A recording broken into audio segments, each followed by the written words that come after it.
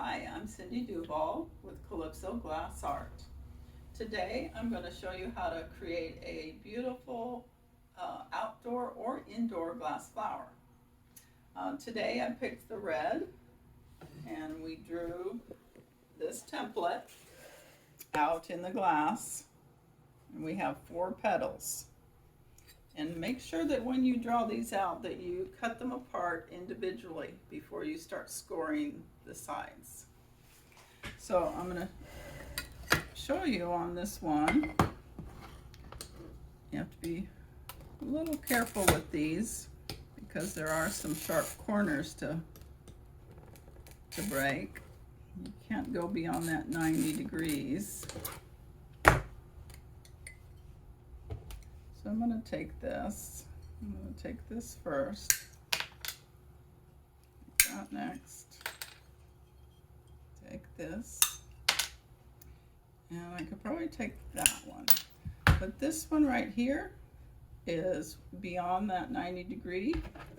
So I have to take these breakers, take them inside there, and then I'm going to pull them apart downwards like this. And sometimes it'll shatter on you, but that's okay. I'm going to take that little piece off, because once you get it cut out like this, we're going to take it over to the grinder.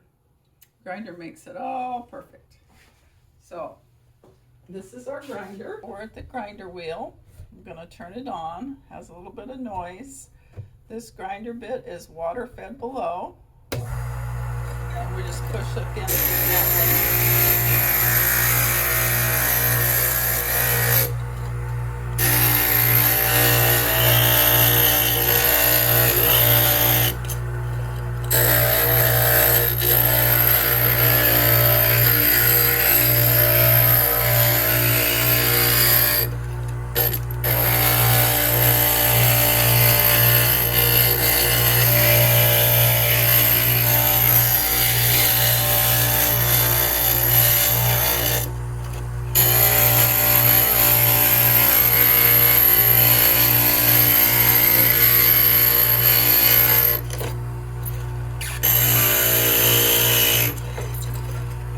That looks pretty good.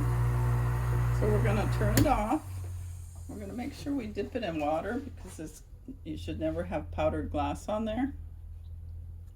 It looks terrible once you fuse it. And we're going to make sure we dry this off. Get all the water off of there.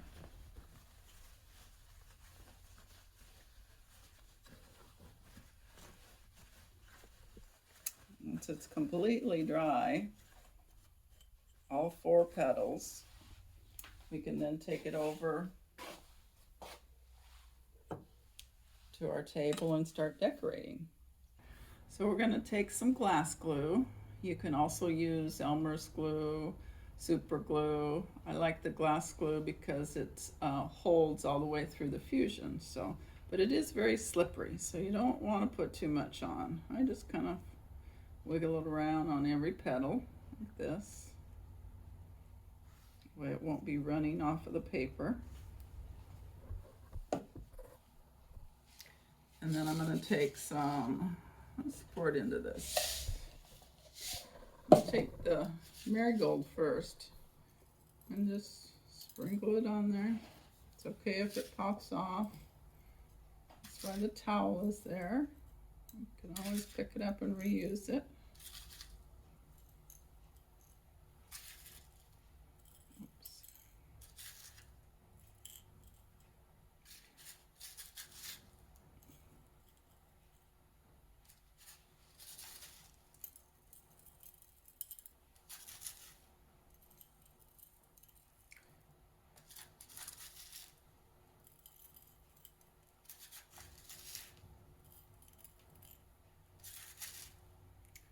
And sometimes you don't have to fill this whole thing up. You can pick a different color and mix them together even on this base color. I like to use a brush, a painting brush, to move it in. You can leave it out if you like. I do it both ways.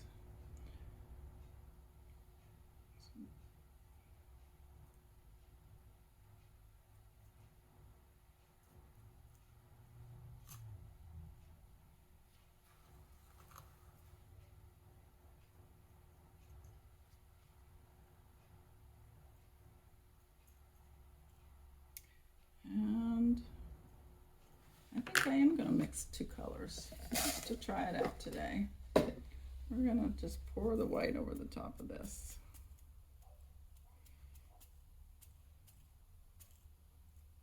Right there.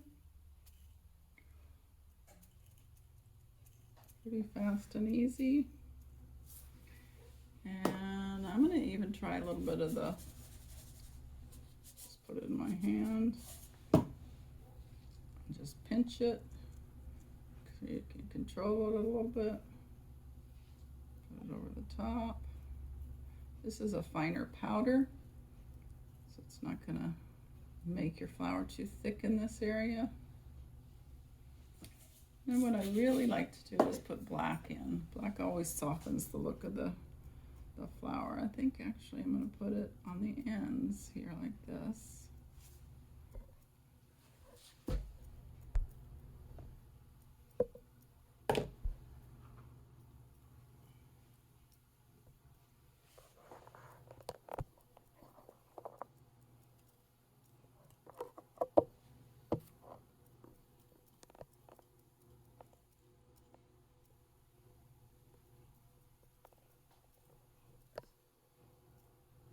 There, that's looking beautiful.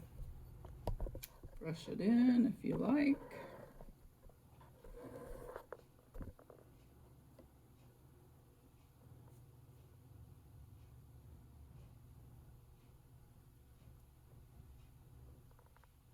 And I think that's a good flower.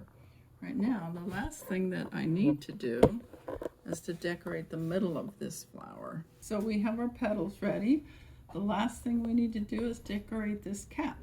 That goes in the middle and hides the screw on the flower.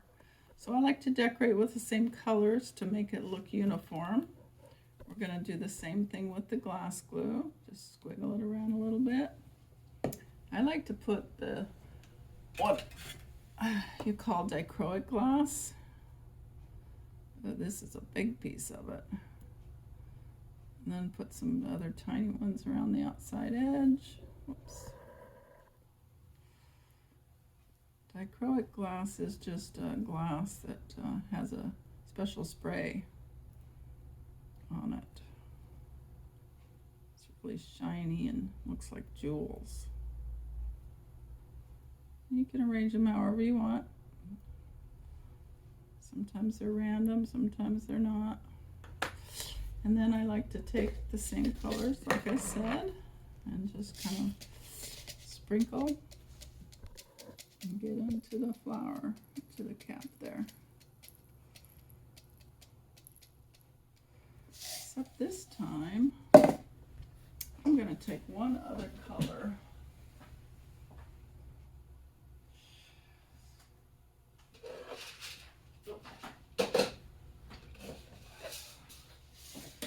I'm going to take a golden color. It's transparent. It makes it look really shiny. And you can still see that dichroic through. And that's going to be my cap for the flower. So that's what that looks like. Okay, the next step is to move them to the kiln so that we can put them in and fuse them. So I'm just carrying them in on this board. So I'm going to take them down to the kiln shelf and just set them down before I place them. Each one of them.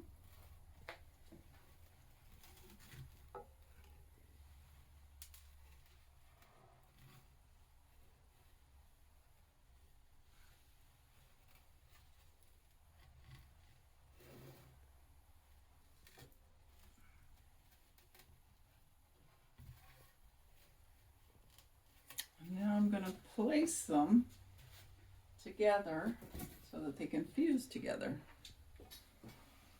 I'm going to take these,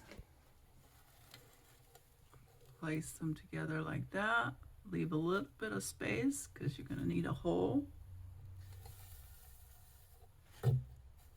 This one I'm going to put on the end there. And this one goes on the other end.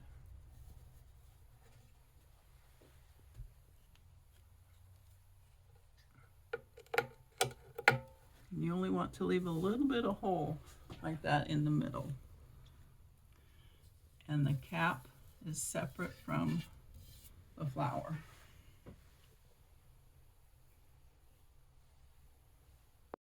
So now it's time to close the lid so that we can start the kiln up and infuse the flour. This is a little tricky. There we go. There's a programmer here. We'll have the programmer set for the temperature and it'll be in there for about 14 hours. So after it comes out of the kiln, it looks like this flat piece. So we then need to take this and put it on a mold at a lower temperature to take on this beautiful shape of the flower. So this flat piece I will put onto this mold. Make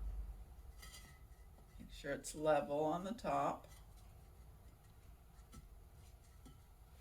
And then it goes in the kiln, stays in the kiln for another day, about 14 hours. And it comes out looking like this. Of course, it's a different color. We're using a different one.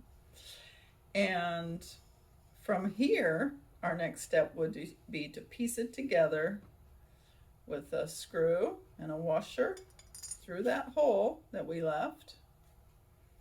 And on the bottom, we put another washer, screw it onto here. And then this gets screwed in to copper tubing, like this one is. Now we want to cover that because it's not very pretty with that screw. So that's why we have these caps that we created to match our flower. So that gets glued over the top of the flower and makes it beautiful. And then you'll have a beautiful flower to put in the garden, in your flower pots, or you can put them indoors.